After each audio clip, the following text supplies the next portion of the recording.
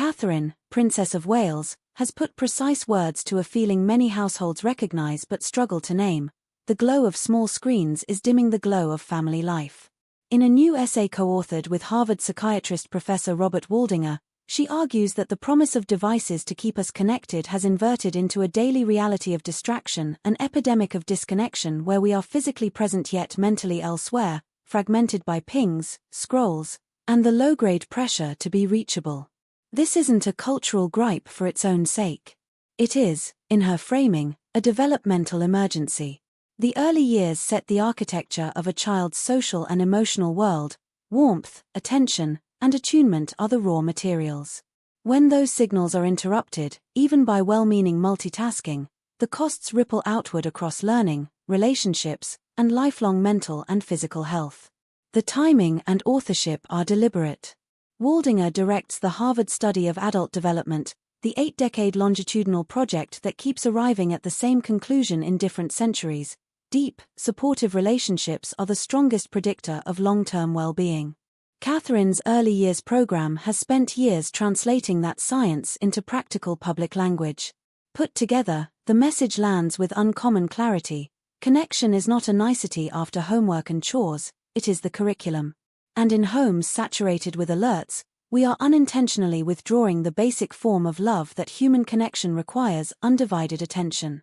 Read her phrasing closely and the target becomes clearer. She isn't calling for a bonfire of technology. She is challenging the quiet habits that make the phone the loudest voice in the room, checking messages mid-conversation, half-watching a child's story while triaging email, just a second that becomes 5 minutes while small eyes wait for hours. This is the attrition of presence, and children who are exquisitely tuned to caregiver availability feel it as distance. You can sense the practical stakes in her choice of examples: family dinners, playtime, everyday moments that wire security, language, and self-regulation when adults are truly there. Her argument aligns with the couple's own house rules. In a recent conversation on Apple TV Plus with Eugene Levy, Prince William volunteered that none of their 3 children have smartphones. That detail is not a moral billboard, it's a governance strategy.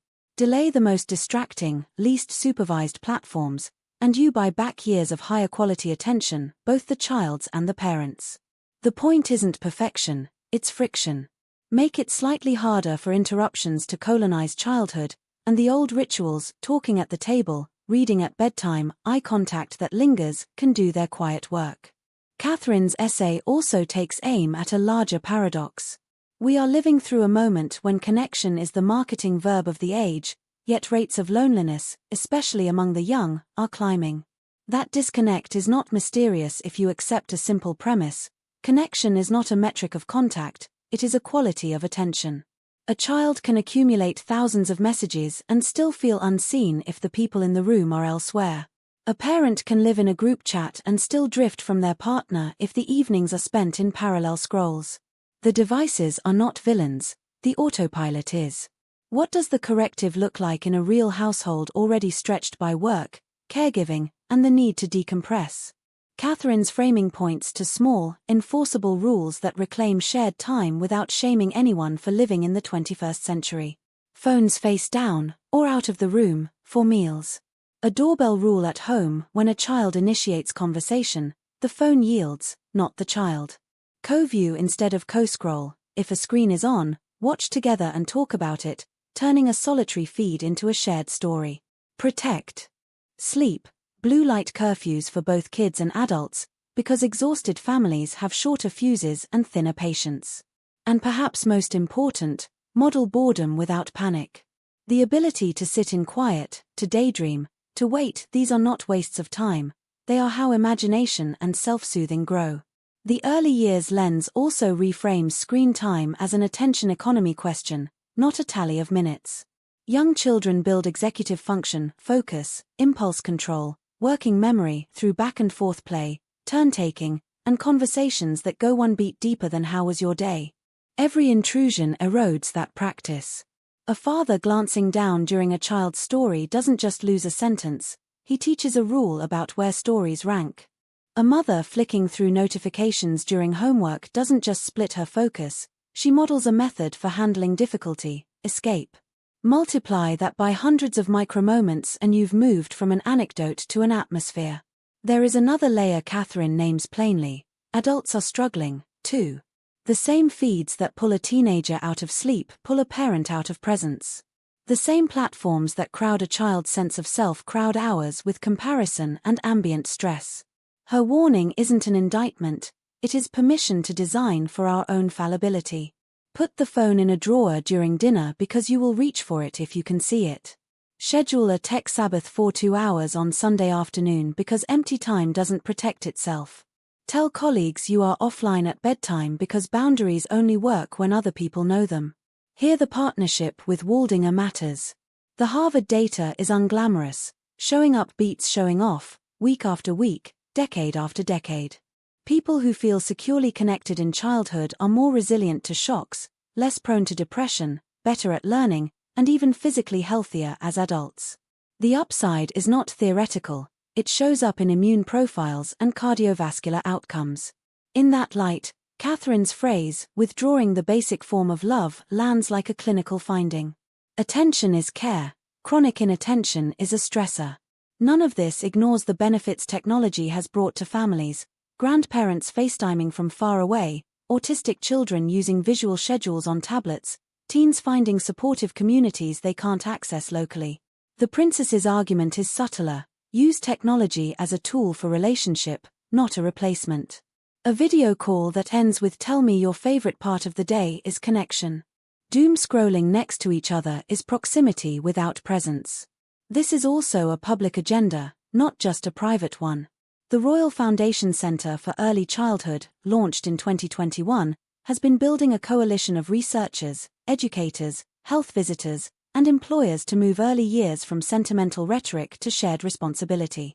Part of that is narrative, elevating the idea that early relationships are infrastructure. Part is policy, pushing for parent-friendly work patterns, local support for families, and schools that treat social-emotional learning as foundational, not decorative.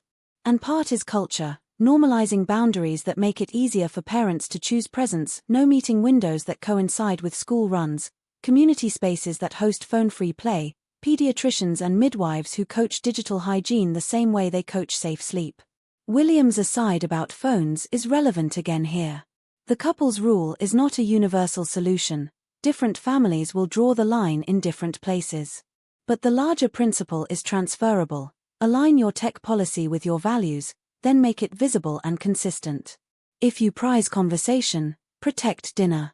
If you prize curiosity, put books and building materials within arm's reach and make the TV something you turn on, not something that is always on. If you prize sleep, charge devices outside bedrooms, yes, including your own. Catherine's closing emphasis, "Our lives flourish when we cherish the bonds of love and friendship," sounds gentle by design, but the operational demand is sturdy. Redesign the day so that the people in front of us win more often than the screens beside us. That can start embarrassingly small. A basket by the front door for phones during mealtimes. A shared family playlist during cleanup so the room belongs to everyone again. A rule that photos at events are taken quickly and then the phone disappears so you can live the moment you came to capture. These are not anti-tech gestures, they are pro-human routines.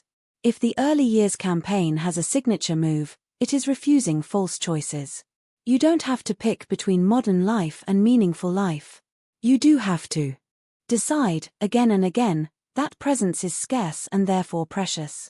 That is what Catherine is asking households and institutions to do. Acknowledge how quickly the epidemic of disconnection spreads when nobody is responsible for the cure, and then become the somebody in your home who is. There is a final, practical symmetry worth noting.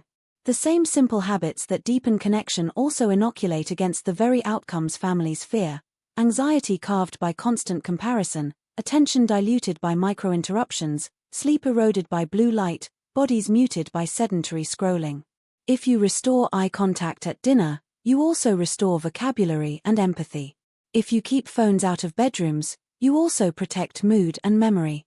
If you choose co-viewing over co-scrolling, you also buy moments to teach critical thinking. The fix for disconnection is connection. The side effects are all good. None of this happens by accident. It happens because someone in the family treats attention like a gift, not a default. Catherine's essay is, at bottom, an invitation to be that person, not with grand gestures, but with small, stubborn choices that say to the people you love, "You are the notification I answer first."